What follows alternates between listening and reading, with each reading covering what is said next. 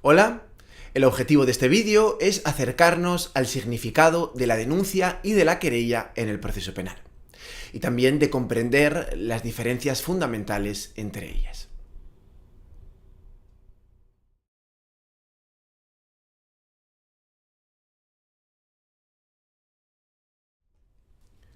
Cuando hablamos de denuncia o de querella, estamos pensando en formas de inicio del procedimiento criminal. Y por tanto, creo que es importante aludir primero a esto, a cómo arranca el procedimiento, a cuál puede ser el detonante de que comiencen ese conjunto de trámites y de fases que constituyen el proceso penal, cuyo punto de partida sería pues el auto de la autoridad judicial decretando la incoación del procedimiento. Bueno, tradicionalmente se distinguen tres formas, que son de oficio, por medio de denuncia y de querella. Y aunque no constituye el objeto fundamental de este vídeo, vamos a comenzar mencionando o aludiendo a la posibilidad de inicio de oficio del procedimiento criminal. Es decir, a iniciativa del propio órgano jurisdiccional. La referencia al inicio de oficio la encontramos en la Ley de Enjuiciamiento Criminal en el artículo 308, que vemos aquí en la pantalla, que establece que inmediatamente de que los jueces de instrucción tengan noticia de la perpetración de un delito, el secretario judicial, ahora llamado letrado de la Administración de Justicia, lo pondrá en comunicación, en conocimiento del fiscal de la respectiva audiencia y dará además parte al presidente de la audiencia para la formación del sumario. Más o menos esto es lo que viene a decir el artículo 308. En principio, esto permitiría que pueda iniciarse de oficio la persecución penal de cualquier delito, pero en la práctica esto se aplicaría a los delitos que se cometen dentro del proceso. Por ejemplo, un delito de acusación y denuncia falsa cuando el juez se da cuenta de que la denuncia o de la querella que se presentó era falsa. Bueno, pues ¿qué hace entonces? Pues deducir testimonio de los particulares para ver si se ha cometido un delito y en ese caso se procede de oficio. Este sería el supuesto. Básicamente a lo que se suele reconducir, como digo, este inicio de oficio hoy en día. Pero más allá del inicio de oficio, al que simplemente quería aludir, esa pequeña nota, más allá del inicio de oficio, como digo, en este vídeo nos vamos a centrar en la denuncia y en la querella. Y vamos a comenzar, en primer lugar, por la denuncia. ¿Qué es la denuncia?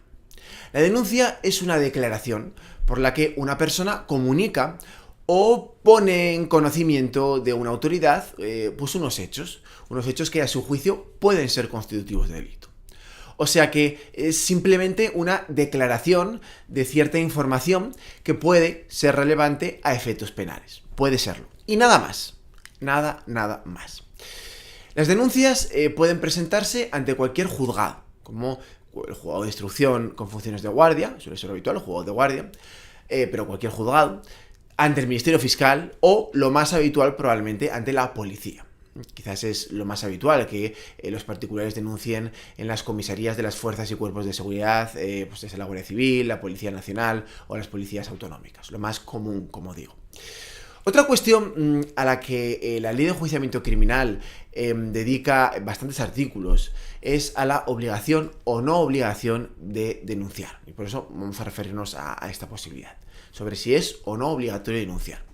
Aquí básicamente podríamos distinguir de forma simplificada, porque este vídeo trata de simplificar los artículos de la Ley de Enjuiciamiento Criminal que se refieren a la denuncia. Como digo, de forma simplificada, podríamos distinguir tres grandes supuestos que distingue la Ley de Enjuiciamiento Criminal para quien presencia la comisión de un delito, para quien tiene noticia del delito por razón de su cargo y para otras personas que tienen un conocimiento, digamos, indirecto del delito. Para quien presencia la comisión de un delito, bueno, pues está obligado a ponerlo inmediatamente en conocimiento de la autoridad. Y si no lo hace, pues se le puede sancionar con una multa. Pero hay excepciones para determinadas personas, como las que se mencionan expresamente, quien no se encuentra en pleno uso de su razón, el cónyuge de quien ha cometido el delito o persona ligada por análoga relación de afectividad, y también ciertos familiares como descendientes, ascendientes, parientes colaterales hasta el segundo grado, con algunas excepciones. Por otro lado, el segundo supuesto que distinguiríamos es quien tiene noticia de un delito por razón de su cargo o de su profesión, que también está obligado a denunciarlo y si no, pues se le puede imponer una multa. No obstante, también aquí se establecen algunas excepciones, como ocurriría pues con los abogados y los procuradores con respecto a sus clientes y también los ministros de culto. Tengamos en cuenta que además existen unos delitos que se llaman delitos de omisión del deber de perseguir delitos en el Código Penal, que puede cometer cualquier autoridad o funcionario público que deja de promover la persecución de los delitos de los que tenga noticia o de sus responsables. Por ejemplo, pues un policía o un juez. Por tanto, también podríamos incluirlo dentro de esta obligación de denunciar para personas que tienen conocimiento del mismo por razón de su cargo y que ya cometerían un delito, pero en determinados casos especialmente tipificados en el Código Penal. Y finalmente, para quien tiene conocimiento del delito, pero por cualquier otro medio diferente, también se establece la obligatoriedad de denunciar, pero ya sin sanción, diría el artículo 164. Se ha dicho que en este caso pues, se trata más bien de un deber moral del ciudadano, ¿no? Porque en principio el nivel de exigencia es menor porque la persona no ha presenciado físicamente la perpetración de ese delito. Por cierto, la policía puede tener conocimiento de unos hechos presuntamente delictivos y decidir denunciarlos. Pero si hace esto, lo que hace es lo que se conoce como un atestado policial. Bueno, cuando la policía eleva un atestado policial, lo que hace es precisamente denunciar. Es decir, dicho de otra manera, el atestado, lo que conocemos como un atestado policial, es simplemente eso, es una denuncia. Una denuncia formalizada por la policía. Bueno, es cierto que una denuncia un poco particular, porque suele incorporar el resultado de ciertas diligencias policiales de comprobación o de investigación de los hechos, que le da un gran valor, ¿no? Pero una denuncia al fin y al cabo. Repito una vez más, el inicio de un procedimiento por un atestado policial se considera un inicio de procedimiento por denuncia. Por otro lado, otra cuestión relevante es la forma de llevar a cabo la denuncia, cómo realizar la denuncia y las formalidades que se deben adoptar. En este caso, pues podríamos distinguir, digamos, dos opciones. Puede denunciarse por escrito o como una declaración, es decir, verbalmente, de palabra. En los dos casos puede hacerse personalmente o por mandatario con poder especial. Bueno, cuando se realiza por escrito, pues la denuncia, el documento debe estar firmado por el propio denunciante o por otra persona a su ruego. Y entonces, pues el funcionario lo que va a hacer, el que recibe la denuncia, es rubricar y sellar todas las hojas de la denuncia. Cuando se presente de palabra, oralmente, el funcionario recoge esas manifestaciones orales en un acta y posteriormente este documento, este acta, lo firma el denunciante o alguna persona a su ruego y el funcionario o autoridad que ha recogido esas manifestaciones. Bueno, decir que a partir de aquí, pues ya una vez que se formaliza la denuncia, bueno, pues habrá que realizar las averiguaciones para el esclarecimiento de los hechos. Y en su caso, se incoará un procedimiento penal, salvo que los hechos no sean constitutivos de delito o la denuncia sea manifiestamente falsa o demás, ¿no? Habrá que realizar, por tanto, una actividad por parte del órgano judicial. Pero ahora vamos a continuar con la querella. Y para definir la querella, en realidad, tenemos que partir de la denuncia. Y es que una querella es como una denuncia, también un acto mediante el cual se ponen en conocimiento unos hechos presuntamente delictivos a la autoridad. Pero la querella es algo más. Además de poner en conocimiento esos hechos presuntamente delictivos, repito, hay algo más, un plus. Y ese más es que, aparte de esto, la persona que se querella también busca ejercitar la acción penal. O sea que esa persona quiere ser parte del procedimiento criminal. En concreto, quiere constituirse en parte acusadora en el procedimiento criminal que se inicie a partir de esa querella. Y este es el elemento fundamental realmente de la querella, la voluntad de ser parte del procedimiento. Por ese motivo también la querella no se puede presentar ante cualquier órgano o cualquier autoridad. No, la querella hay que presentarlo ante el órgano competente. No se puede presentar ante la policía. Repito, siempre ante la autoridad judicial competente, que normalmente será un juzgado de instrucción, pero bueno, recordemos que hay otros órganos judiciales que también pueden ser competentes para instruir procedimientos penales, ¿no? Yo qué sé, pues el juzgado central o incluso el Tribunal Supremo en ciertos aforados. Otros órganos judiciales. Tiene que ser siempre ante el competente. Incluso aunque se trate del competente del juzgado de instrucción, tampoco será cualquiera, será el competente territorialmente, por razón del lugar donde se haya cometido el delito. ¿Por qué? Porque si no se hace esto, ¿qué es lo que ocurrirá? Pues que el órgano judicial inadmitirá a trámite la querella. Entonces, muy importante, no se presenta en cualquier lado, se presenta ante el órgano judicial y además ante el órgano judicial competente para la investigación, la instrucción del delito. Bien, continuando con la querella, vamos a continuar preguntándonos quién puede querellarse. ¿Quién puede querellarse? ¿Quién puede presentar una querella? Porque en principio, así en términos generales vamos a decir que todo el mundo, pero en realidad es una cuestión que requiere un poquito más de explicación. Porque habría que distinguir según el tipo de parte acusadora que queramos ser en el procedimiento penal. Porque ya hemos dicho que si presentamos una querella es porque queremos ser parte en el procedimiento criminal. Por tanto, distinguimos, lo vemos ahí, 4 bloques en función de la parte, ¿no? En función de qué parte se trate. Si se trata en primer lugar del acusador particular, es decir, del ofendido por el delito, o ciertos parientes o herederos, si ha desaparecido el sujeto pasivo del delito, bueno, en ese caso podrá hacerlo siempre, siempre.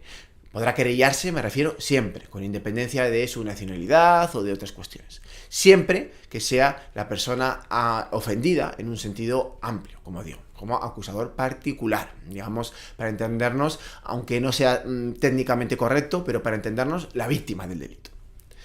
No ocurre así en el siguiente supuesto, en el de la acusación particular, es decir, en el de la acusación popular, es decir, quien no ha sido ofendido por el delito y quiere ejercer la acusación popular en asuntos ajenos, sin haber resultado ofendido por el delito.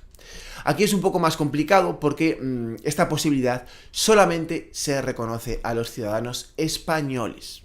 Solamente a los ciudadanos españoles. Y además, también hay diversas excepciones, porque la ley de enjuiciamiento criminal no reconoce legitimación para ejercer la acusación popular a determinadas personas que se contemplan en los artículos 102 y siguientes, por ahí, de la ley de enjuiciamiento criminal. O sea que hay algunas peculiaridades añadidas. Por otro lado, bueno, habrá que hablar del Ministerio Fiscal. Cuando el Ministerio Fiscal ejercita la acusación, siempre lo hace a través de una querella. El Ministerio Fiscal también se querella. De hecho, el Ministerio Fiscal va a ejercer la acción penal, como sabemos, cuando pues, lo considere procedente en defensa de la legalidad, de los derechos de los ciudadanos o del interés público tutelado por la ley, ¿no? Pues como es habitual. Por tanto, obviamente va a intervenir en todos los delitos, salvo en los delitos privados, en los que no va a poder intervenir y no va a poder interponer una querella. Pero cuando hace esto, cuando el Ministerio Fiscal se querella, cuando el Ministerio Fiscal ejerce la acción penal, lo hace a través de una querella.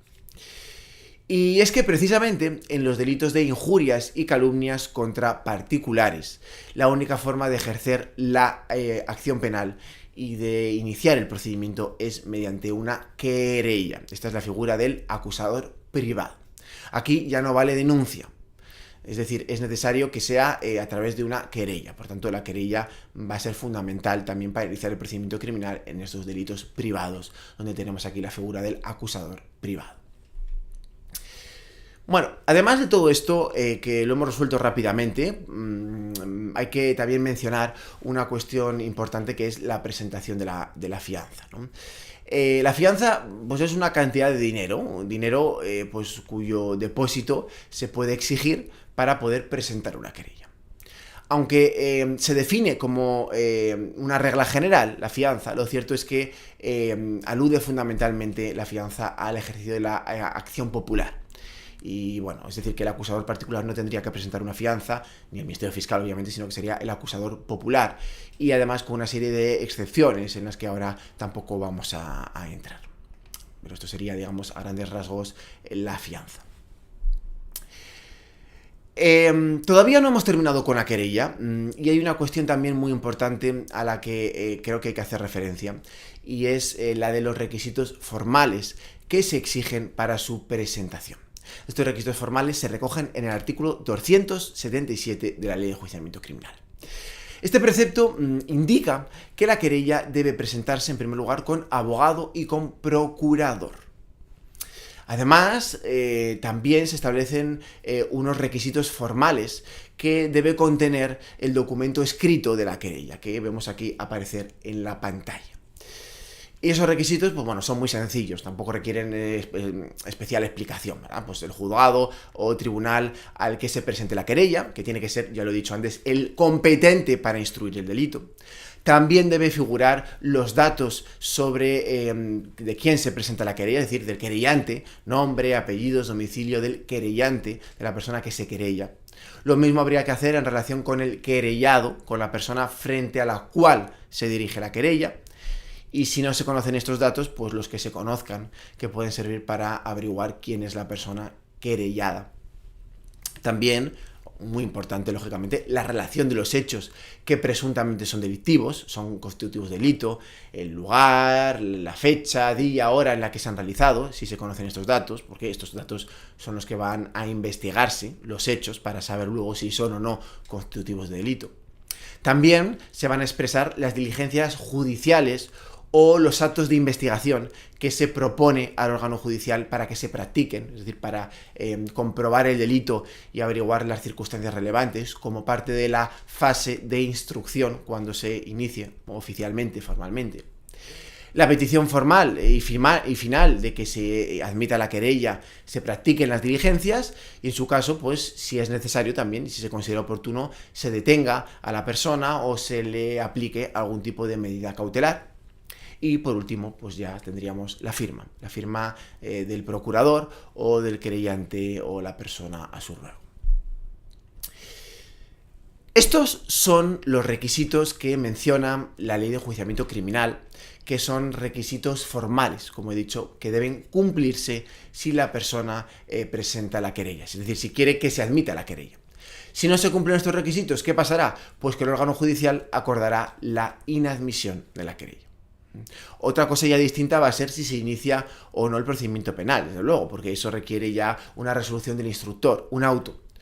Y obviamente pues no se incoará el procedimiento cuando los hechos no sean constitutivos manifiestamente de delito. Con esto terminaríamos el estudio de los aspectos esenciales de la denuncia y de la querella. Pero obviamente, claro, el asunto es bastante más complejo, ¿no? Es que en este vídeo solamente vamos a aprender las cuestiones más importantes, las más básicas, que nos permiten distinguir una de otra. Y precisamente para eso, ya para terminar de afianzar los aspectos clave que he mencionado, las diferencias entre la denuncia y la querella, quiero terminar el vídeo con una recapitulación de estas diferencias fundamentales. Y así, en la pantalla, vamos a ver ahora una serie de elementos, digamos, distintivos, característicos de cada una de ellos, que van a ir apareciendo aquí, como son, pues, en lo que respecta a los efectos, a la obligatoriedad, a la legitimación, a las necesidades formales, que creo que son muy importantes porque, como digo, conocerlos permite diferenciar claramente los elementos fundamentales que distinguen una de otra. Así que, rápidamente, porque ya los hemos visto, en primer lugar, en lo que se refiere a los efectos en el proceso, pues ya hemos visto que mientras que con la denuncia lo que pretendemos es simplemente comunicar, poner en conocimiento de la autoridad unos hechos que revisten las características de delito, en la querella, además de esto, queremos constituirnos en parte en el procedimiento criminal. O sea, ejercitamos la acción penal. Bueno, en segundo lugar, sobre la obligatoriedad, pues vimos que es un deber denunciar los hechos delictivos si los hemos presenciado, bueno, con excepciones de distinto alcance, pero, sin embargo, en lo que respecta a la querella, pues no es un deber, desde luego que no es un deber. Solamente debe hacerlo el Ministerio Fiscal en el ejercicio de sus funciones en los supuestos que le correspondan, claro, ejercitar la acción penal. Y respecto a quién puede presentarlo, bueno, pues respecto a la denuncia no hay restricciones, cualquier persona que presencie o que tenga noticia de un delito. La querella ya habrá que hilar más fino, y en principio puede ser cualquier persona, pero como hemos dicho, con limitaciones para la acción popular fundamentalmente en delitos ajenos. También en cuanto a dónde presentarla, hay diferencias. Hemos visto que la denuncia se puede presentar en casi cualquier lugar, no en cualquier lugar, pero ante el juzgado de instrucción, fiscal, policía judicial. Sin embargo, la querella no. la querella, muy importante, solamente ante la autoridad judicial que sea competente para conocer de ese delito, porque si no es competente, inadmitirá la querella. Respecto a la forma, también diferencia fundamental. La denuncia prácticamente no está sujeta a requisitos formales. Incluso hemos visto que se puede presentar de palabra. Pero no ocurre así con la querella, ¿verdad? Porque siempre tiene que ser con abogado y procurador y además con unos requisitos formales mucho más estrictos que deben cumplirse en el escrito que se presente. Y finalmente, bueno, pues respecto de la fianza, hemos dicho que nunca se va a exigir requisito de fianza alguna para la denuncia, aunque sí puede llegar a exigirse en determinadas ocasiones para la querella. Con esta pequeña recapitulación, ahora sí que sí hemos llegado al final de este vídeo, donde hemos examinado los aspectos clave de la denuncia y de la querella. Gracias.